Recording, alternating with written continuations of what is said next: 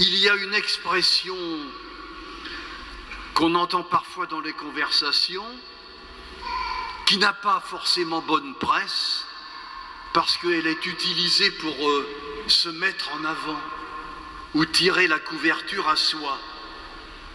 Cette expression, c'est « moi, je ».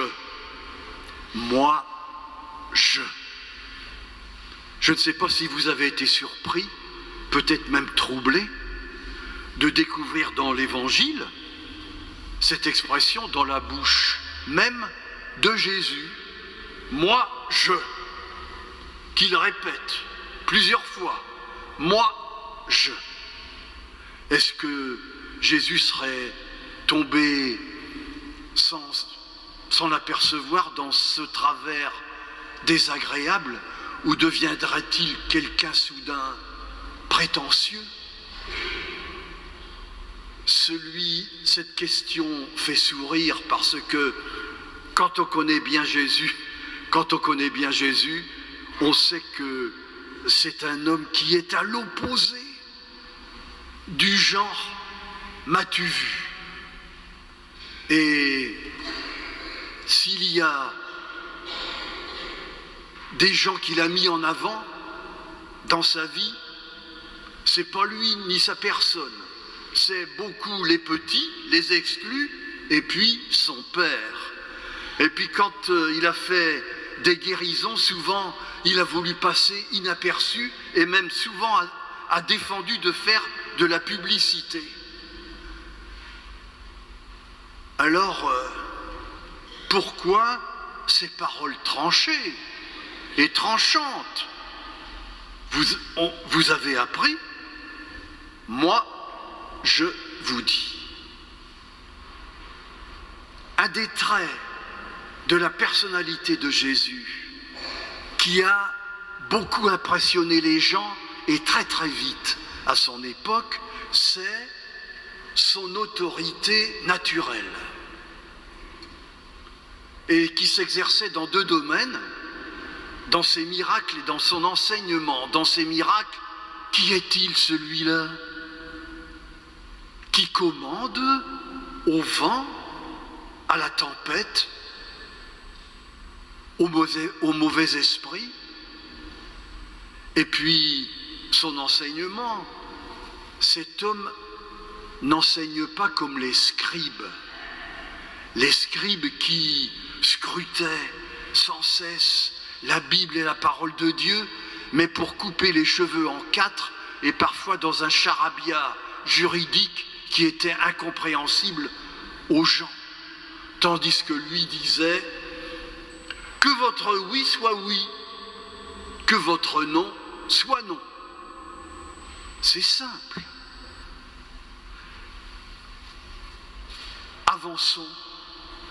Pourquoi, malgré tout, Jésus fait-il cette opposition forte et même presque un peu violente entre ce qu'on a appris et puis ce que lui dit? Pourquoi cette opposition? Vous avez appris, et qu'est-ce que vous avez appris? On a appris la loi de Moïse, et la loi de Moïse, pour les croyants juifs, c'était le top du top. Rien n'était au-dessus. Jésus ne veut pas mettre par-dessus bord la loi de Moïse, seulement il veut la mettre à sa place. Et pour lui, la loi, c'est un garde-fou.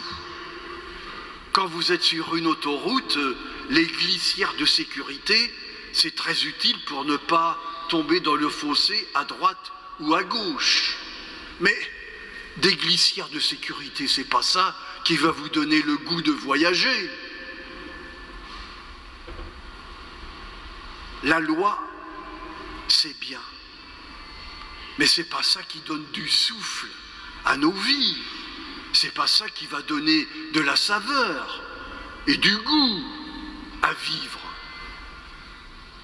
Je ne trouve pas de meilleure illustration de l'enseignement de Jésus aujourd'hui que cette rencontre qu'il a fait un jour avec un jeune qui est venu le trouver en lui posant cette question: Qu'est-ce qu'il faut faire pour vivre? Mais pas vivre d'une petite vie étriquée, mais d'une vraie vie, il ajoute, d'une vie éternelle. Et vous savez ce que lui a répondu Jésus? C'est intéressant. Qu'est-ce que tu as appris? Vous avez appris. Qu'est-ce que tu as appris? Et alors, c'est les commandements qui viennent. Pas de meurtre, pas de vol, pas de faux témoignages, pas d'adultère, et respecte tes parents. Et le garçon, mais je fais ça depuis que je suis tout petit. Sous-entendu, c'est pas enthousiasmant. En effet, c'est pas les interdits qui donnent du souffle à nos vies. Fais pas ci, fais pas ça. Alors que lui dit Jésus, qui le trouve soudain sympathique? Tu veux vivre, vraiment? Alors viens avec moi. Oui, viens avec moi. Avec moi, tu vas faire des rencontres dont tu n'as pas idée. Tu vas rencontrer une foule de bras cassés. Tu vas rencontrer aussi mes disciples et mes apôtres, qui c'est vrai ne sont pas des lumières, mais qui sont pleins de bonne volonté et généreux. Et puis, je te préviens aussi, tu vas faire la rencontre de gens qui m'en veulent à mort. Et ça va être difficile. Vous connaissez la suite. Le garçon a tourné les talons.